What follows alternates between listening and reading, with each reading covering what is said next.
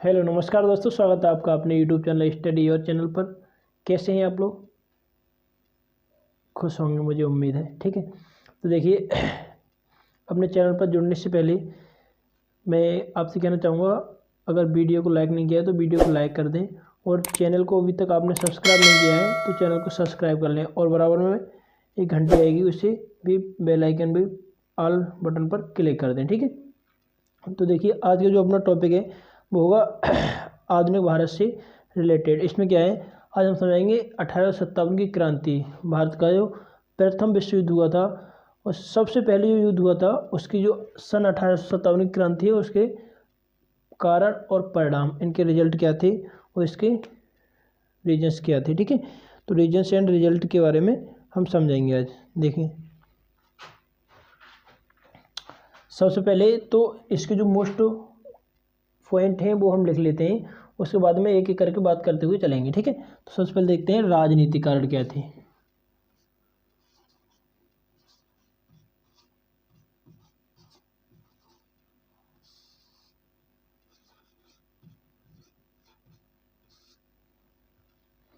राजनीतिक कारण, और नंबर 2 पर होंगे आर्थिक कारण।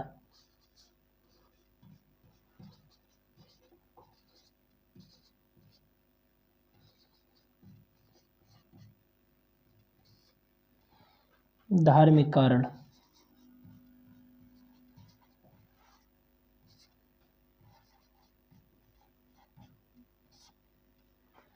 और सामाजिक कारण।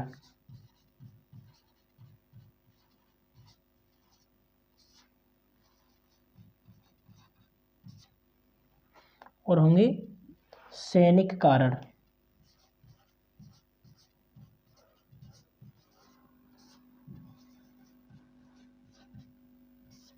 ठीक है, देखिए पहले हम बात करते हैं राजनीतिक कारण। राजनीतिक कारण क्या थे, इसके जो मोस्ट बिंदु हैं वो हम लिखेंगे और उसके बारे में फिर आपको बताते हुए चलेंगे। ठीक है,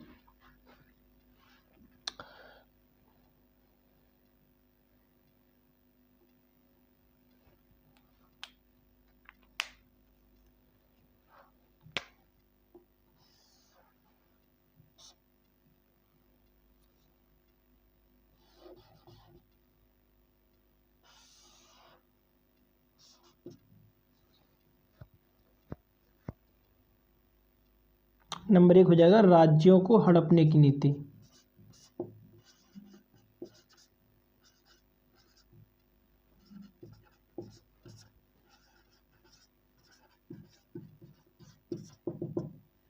राज्यों को हड़पने की नीति, इसके अंतर्गत क्या आता है, राज्यों को हड़पने की नीति क्या थी, जो लॉर्ड डलहौजी था जिसमें भारत का उस समय भारत पर उसका शासनकाल था, तो उसमें क्या था, उसने दत्तक पुत्र गोद निषेध के लिए गोद लेने के लिए निषेध कर दिया था। जैसे किसी राजा का कोई संतान नहीं होती तो वो किसी दूसरे के पुत्र के लिए गोद ले लिया करते थे, तो उस पर उसने बिल्कुल प्रतिबंध लगा दिया था। प्रतिबंध लगाने के बाद में उसने क्या था, राज्यों को हड़पने के, जो वहाँ के राजा थे उनकी कोई संतान ना होने के कारण वहाँ के राज्यों को अपने राज्य में मिला लिया था। ये थी उनके राज्य हड़पने की नीति। ठीक है, तो इस पर भी जो भारतीय लोग थे, भारतीय क्रांतिकारियों का भी गुस्सा फूटने लगा। ठीक है, और नंबर 2 हो जाएगा पेंशन तथा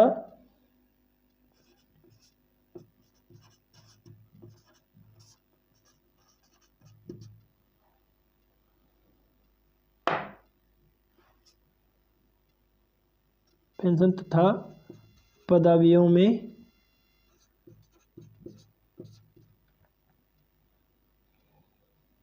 भेदभाव। ठीक है, इसमें क्या हुआ था जो भारत के नागरिक थे उनकी जो पेंशन आती थी या पेंशन की और जो पद थे उनके, उनसे निवृत्त करने के लिए उन्होंने उनकी पेंशन जो सेवा होती थी उसके लिए बंद कर दिया, और उनके पदों में भेदभाव, जो उनके पद होते थे उनमें भी भेदभाव करना प्रारंभ कर दिया। इससे भी भारतीय नागरिकों को गुस्सा फूटा। ठीक है, और आगे है सरकारी नौकरियों में भेदभाव।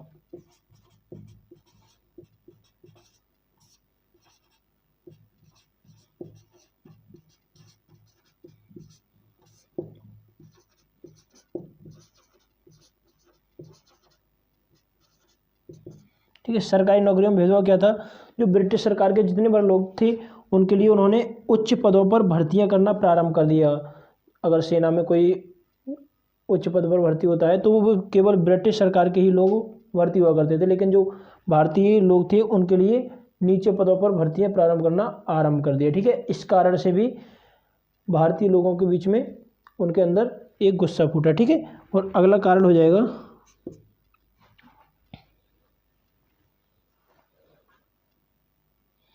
भारतीयों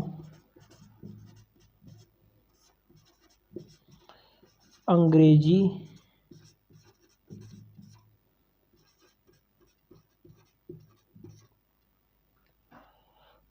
शासन के प्रति अविश्वास।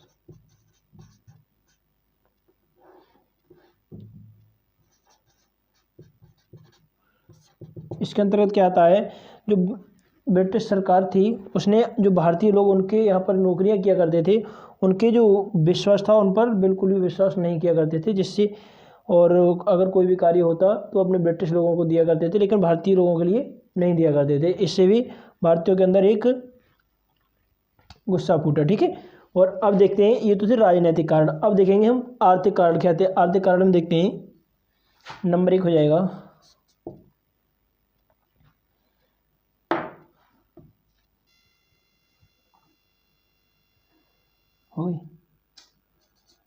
ये हो जाएगा अंग्रेजों की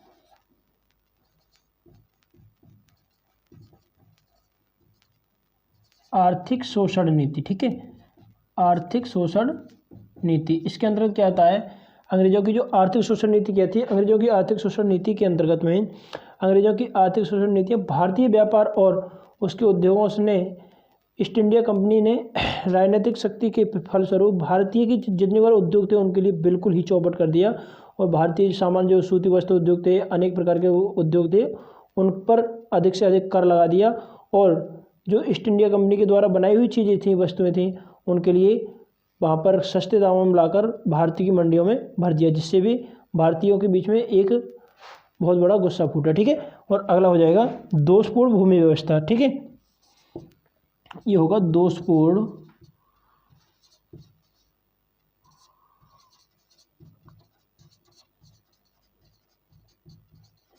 भूमि व्यवस्था। ठीक है, इसके अंतर्गत क्या आता है, देखते हैं। दोषपूर्ण भूमि के अंतर्गत आता है जैसे भारत अंग्रेजों ने जो भूमि का व्यवस्था थी बहुत ही अप्रिय एवं दोषपूर्ण थी। उन्होंने जमींदारों के नाम ही जो भूमि होती थी जमींदारों के लिए, उनको भू राजस्व स्वामी बना दिया, जिससे किसानों से मनमानी कर उनसे अपनी मजदूरियाँ कराते थे अपने यहाँ पर, और उनसे से अधिक कर वसूला जाता था। ठीक है, और भारतीय किसान अपनी जीविका चलाने के लिए उनके यहाँ पर मजदूरियाँ किया करते थे। फलस्वरूप भारतीय समाज का सामान्य एवं बहुसंख्यक वर्ग भी अंग्रेजी के विरुद्ध खड़ा हो गया। ठीक है, इससे भी एक भारतीयों के बीच में बहुत बड़ा गुस्सा फूटा। ठीक है, और ये भी एक मेन मुख्य कारण माना जाता है। ठीक है, और आगे देखते हैं, भारतीय अंग्रेजों का विनाश।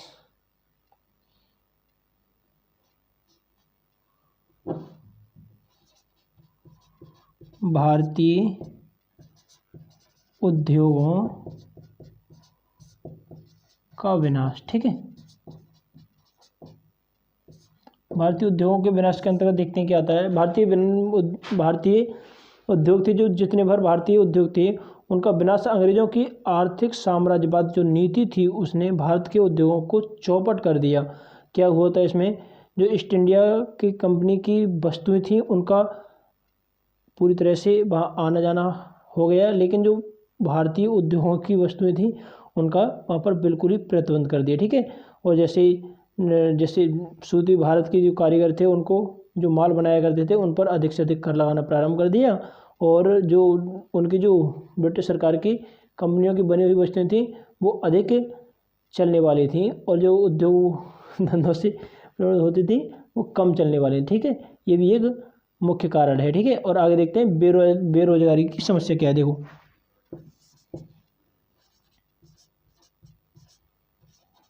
बेरोजगारी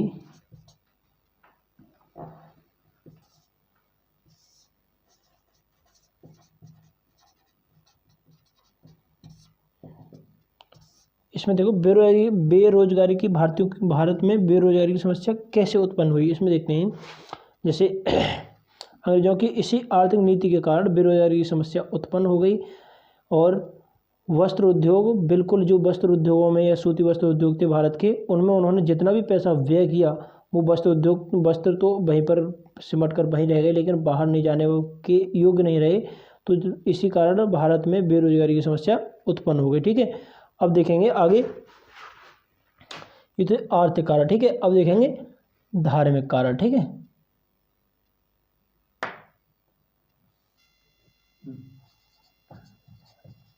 ईसाई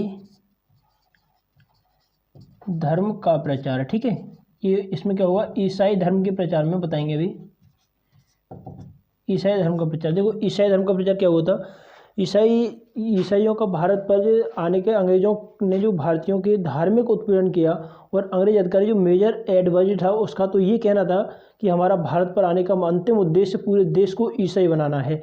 इसके अंग्रेज अधिकारी भारतीय सैनिकों को ईसाई बनने के लिए मजबूर करते थे और उनके लिए लालच दिया करते थे और उनके लिए नीति के विरुद्ध अपना संघर्ष करने लगे। ठीक है, और उसमें क्या हुआ था, एक बार जो ईसाई थे उन्होंने अपने अनेक स्थानों पर अपने धर्म के जो प्रचारक थे, ईसाई प्रचारक, उनके लिए भेजा। एक बार एक ईसाई प्रचारक एक विद्यालय में पहुंच गया। विद्यालय में पहुंचने के बाद में होता ये है, सभी बच्चों को और वहाँ के जो अध्यापक थे उनको एकत्रित करने के बाद में वो प्रचारक थे वो अपने पास में ईसा मसीह की जो एक मूर्ति होती है उसके लिए रखा करते थे। लेकिन वो मूर्ति हुआ किसकी थी, वो मूर्ति हुआ करती थी काठ की, लकड़ी की। तो विद्यालय में पहुंचने के बाद में सभी बच्चों को एकत्रित करके, अध्यापकों को एकत्रित करके पानी का टब भरवाता है। टब भरवाने के बाद में कहता है आइए अब हम इनकी परीक्षा करते हैं। और उसी के साथ में एक हनुमान जी की मूर्ति होती है, वो मूर्ति होती है पत्थर की, और जो ईसा मसीह की मूर्ति होती है वो होती है काठ की। पानी का टब भरवाने के बाद में सभी बच्चों को एकत्रित करने के बाद में फिर वो कहता है अब हम इनकी परीक्षा करेंगे। ठीक है, अगर जिनका भगवान में अधिक शक्ति होगी वो ऊपर तैरना प्रारंभ कर देंगे और जिनके भगवान में शक्ति कम होगी वो नीचे डूब जाएंगे। उसमें होता ये है कि जो ईसा मसीह की मूर्ति होती है काठ की बनी होती है, वो दोनों को जब पानी में डालते हैं तो ईसा मसीह की मूर्ति होती है वो तैरने लग जाती है और जो हनुमान जी की मूर्ति होती है वो नीचे डूब जाती है। ठीक है, उसमें से कुछ समझदार अध्यापक थे, उन्होंने कहा कि नहीं, हमारी जो माँ सीता थी उनकी तो अग्नि परीक्षा हुई थी, हम इनकी अग्नि परीक्षा करके देखेंगे। ठीक है, वहीं पर उन्हीं के सभी के सामने आग जलाई जाती है। आग में दोनों मूर्तियों को रखा जाता है। रखने के बाद में जो लकड़ी की मूर्ति होती है जलकर भस्म हो जाती है और जो पत्थर की मूर्ति होती है वो जैसी की तैसी बनी रहती है। तो इस प्रकार से इन लोगों ने अपने धर्म का प्रचार करके भारत के लिए एक ईसाई राष्ट्र बनाना चाहा था। लेकिन और क्या करते थे जो चलो आगे बताते हैं। अगला नंबर हो जाएगा गोद निषेध की नीति धर्म विरुद्ध। ठीक है, आगे देखते हैं।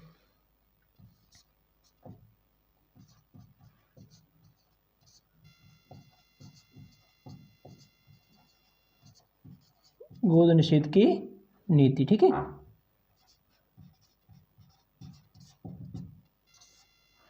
गोद निषेध की नीति में क्या था कि लॉर्ड डलहौजी था, उसने भारत में अपना शासन काल में दत्तक पुत्र, जो किसी के दूसरे के पुत्र को गोद ले लिया जाता है उससे कहते हैं दत्तक पुत्र, दत्तक पुत्र का अंत कर दिया था। भारतीयों की धार्मिक भावनाओं का एवं मान्यताओं का इसमें तिरस्कार किया गया था। जिसमें होता ये था किसी राजा के अगर कोई संतान नहीं है वो किसी दूसरे के पुत्र को गोद लेने के बाद में अपने राज्य का उत्तराधिकारी बना दिया करता था। लेकिन लॉर्ड डलहौजी ने अपने शासनकाल में ऐसा किसी को नहीं करने दिया। इसे उसका मुख्य उद्देश्य क्या था, अपने राष्ट्र के लिए बढ़ाना और अपने धर्म का प्रचार करना। होता ये था कि अगर कहीं का राजा खत्म हो गया, वहाँ का जब तक राजा रहता था वहाँ का राष्ट्र सुरक्षित रहता था, और जब तक राजा खत्म हुआ उसके तुरंत बाद उसका जो राष्ट्र था अपने राज्य में मिला लिया करता था। ये थी उसकी गोद निषेध की नीति। ठीक है, और धार्मिक भेदभाव की नीति के लिए आप सब जाते हैं। ठीक है, आगे देखते हैं।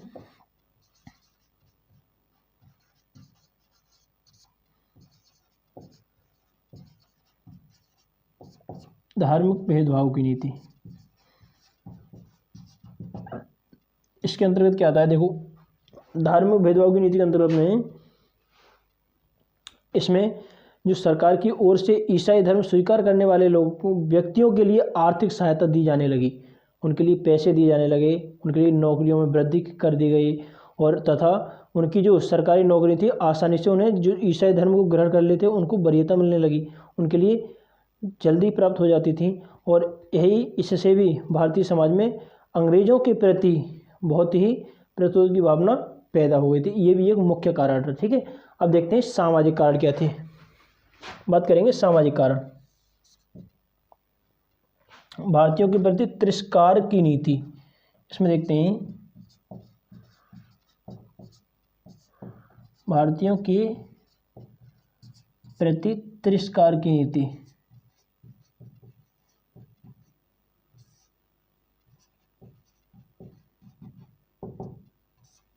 इसमें देखते हैं, देखो भारतीयों के प्रति तिरस्कार की नीति कहती है अंग्रेजों की ये तिरस्कार की नीति ये थी कि सेना में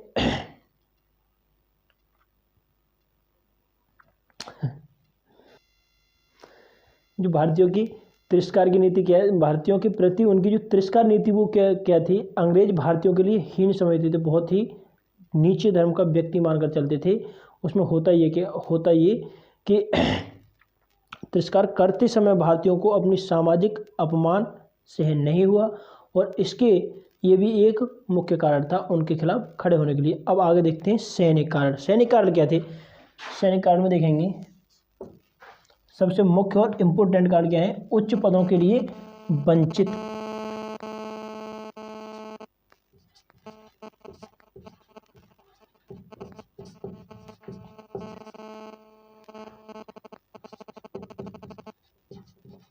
वंचित भारतीय, देखिए सबसे मोस्ट इम्पोर्टेंट कारण क्या है, उच्च पदों से वंचित भारतीय। जैसे क्या था, अंग्रेज सरकार में नौकरी करने का जो उच्च पद था वो क्या था, सेना में सबसे ऊंचा पद किसी अगर भारतीय के लिए मिल जाता तो वो था सूबेदार का, जिसकी जो सैलरी हुआ करती थी, मासिक सैलरी क्या हुआ करती थी, 60 रुपये से 70 रुपये का वेतन मिला करता था उसके लिए। उसमें इस पद में वृद्धि के अवसर बहुत ही कम हुआ करते थे। सामान्य पदों पर कार्य करते हुए भी उन भारतीयों के सैनिकों के लिए सुख सुविधाएं बिल्कुल भी प्राप्त नहीं हुआ करती थी। किसी सप्ताह में कोई ना तो छुट्टी मिलने वाली है, ना ही किसी कारण से उन्हें कोई भी लाभ नहीं हो रहा था। और जो अंग्रेज सैनिकों को प्रदान की जाती थी भेदभाव की इस नीति में अंग्रेजी शासकों के प्रति क्रांति में की भावना भर दी। अंग्रेजी शासकों की जो भेदभाव की नीति थी उन्होंने भारतीयों के बीच में एक क्रांति की भावना पैदा कर दी थी। और नंबर 2 देखते हैं चर्बी युक्त कारतूसों का प्रयोग। चर्बी युक्त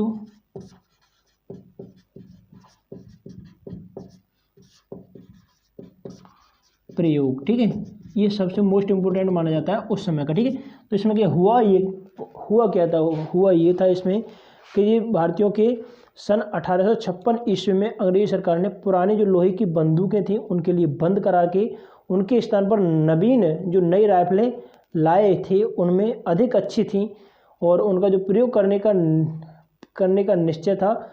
ये नई राइफल में जो कारतूस भरे जाते थे उस कारतूस का जो खोल था पहले उसको दांतों से खींचना पड़ता था। इस प्रकार से दांतों से खींचने के बाद में उसमें राइफल में भरा जाता। राइफल में भरने के बाद में लेकिन भारतीयों के अंदर बंगाल में उस समय ये भावनाएं फैल चुकी थी कि नई राइफल में जो कारतूस भरे जाते हैं उनमें गाय और सूअर की चर्बी चढ़ी हुई होती है। सैनिकों को विश्वास हो गया कि हाँ इसमें गाय और सूअर की चर्बी है, लेकिन गाय के लिए हिंदू मानने वाले थे और सूअर के लिए मुसलमान मानते थे। और सेना में जो लोग थे हिंदू और मुसलमान ही थे।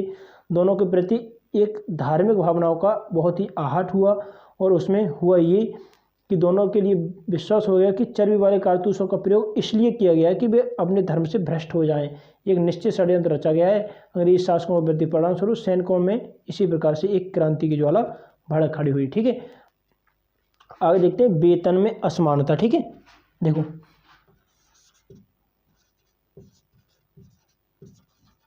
वेतन में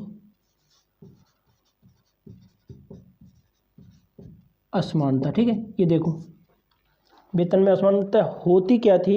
इनमें जो अंग्रेजी शासकों के लोग थे उनके लिए अंग्रेजी सिपाहियों की अपेक्षा भारतीय सिपाहियों के लिए बहुत कम वेतन मिलता था। ये असमानता भारतीय सैनिकों के लिए बहुत ही गलत लगी, लेकिन और सप्ताह में या महीने में उनके लिए जो अंग्रेजी शासक थे उनके लिए तो छुट्टियाँ भी प्रदान कर दी जाती थी, लेकिन भारतीयों के लिए किसी प्रकार की कोई छुट्टी प्रदान नहीं की जाती थी। ठीक है, और इसमें हुआ ये कि उनके प्रति बहुत ही बदले की भावना भड़क खड़ी हुई। ठीक है, देखिए ये तो थी सन 1857 ईस्वी की क्रांति की थी, इसकी स्वतंत्रता क्रांति के कारण। अब बात करेंगे हम इसके परिणाम क्या हुए थे, इन कारणों के बाद में, ये सब करने के बाद में इनके परिणाम क्या हुए थे अंग्रेजी शासकों के लिए, इसके परिणाम क्या हुए बड़े। अब बात करते हैं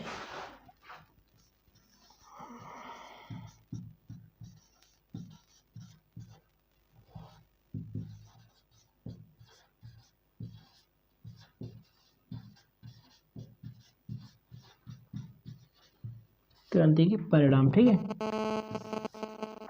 देखिए परिणाम क्या हुए थे इसके। सबसे पहले हम बात करेंगे, यद्यपि भारतीयों को अपने इस स्वाधीनता आंदोलन में असफलता का आलिंगन करना पड़ा, किंतु इसका देशव्यापी असर हुआ। वास्तव में ये आंदोलन शीघ्र ही अंग्रेजी सत्ता के लिए एक चुनौती बनकर खड़ा हो गया। इसके परिणाम बड़े ही महत्वपूर्ण एवं दूरगामी सिद्ध हुए। इसे बोलेंगे हम नंबर 1 में, भारत में जो ईस्ट इंडिया कंपनी के शासन की पूरी तरह अंत हो गया और भारत पर ब्रिटिश शासन का प्रभुसत्ता भी स्थापित कर दी गई। ठीक है, और आगे देखते हैं, ब्रिटिश सरकार ने बोर्ड ऑफ कंट्रोल तथा बोर्ड ऑफ डायरेक्टर्स को भंग करके उसके स्थान पर भारतीय राज्य सचिव की स्थापना कर दी या वायसराय के लिए व्यवस्था कर दी गई। ठीक है, आगे देखते हैं इंग्लैंड। नंबर 3 है, इंग्लैंड की जो महारानी विक्टोरिया थी उसने सन 1858 ईस्वी में घोषणा करके भारतीयों को उदारवादी शासन तथा अन्य सुविधाएं देने का आश्वासन दे दिया। ठीक है, और आगे देखते हैं, भारत में ब्रिटिश सेना के अंतर्गत अंग्रेज सैनिकों की संख्या में वृद्धि की कर दी गई। और आगे अगला नंबर है, इस क्रांति के फलस्वरूप अंग्रेजों और भारतीयों में कटुता की भावना उत्पन्न हो गई। ठीक है,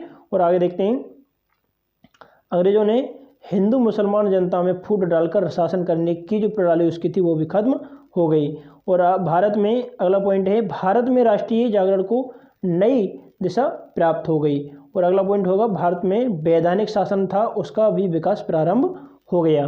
और अगला पॉइंट होगा, भारतीयों में स्वतंत्रता प्राप्ति के लिए संघर्ष की जो प्रवृत्ति थी वो भी बढ़ गई। ठीक है, और अगला पॉइंट होगा, भारत अंग्रेजों ने, जो अंग्रेज थे उनकी डलहौजी की अपहरण नीति का परित्याग करते हुए भारतीय नरेशों के दत्तक पुत्र जो गोद निषेध कर दिया था पहले, उनके लिए भी अनुमति प्रदान कर दी गई। ठीक है, और इसी के साथ में वीडियो थोड़ा लंबा हो रहा है, इसके लिए अब जो इसके बाद में जो कुछ टॉपिक रह गया, जैसे 1857 क्रांति के प्रमुख नेता कौन कौन थे या उसके कुछ भी थोड़ा बहुत रह गया है, इसके बारे में स्वरूप के बारे में रह गया है, और वो उसके जो प्रमुख नेता थे उनके बारे में रह गया है, उनके बारे में आने वाले वीडियो में हम बता देंगे। ठीक है, और इससे पहले यदि आपने हमारे चैनल की सब्सक्राइब नहीं किया है तो प्लीज़ इसे सब्सक्राइब कर लीजिए, और बाद में बेल आइकन होगा उसे भी प्रेस कर लीजिए। बाद में तो मैं पहले ही बता चुका हूँ। ठीक है, क्योंकि सब्सक्राइब करने से तुम्हारा कुछ नहीं जाएगा और लाइक करने से भी तुम्हारा कुछ नहीं बिगड़ेगा, आपके पैसे नहीं लगेंगे। ठीक है, धन्यवाद। प्लीज़।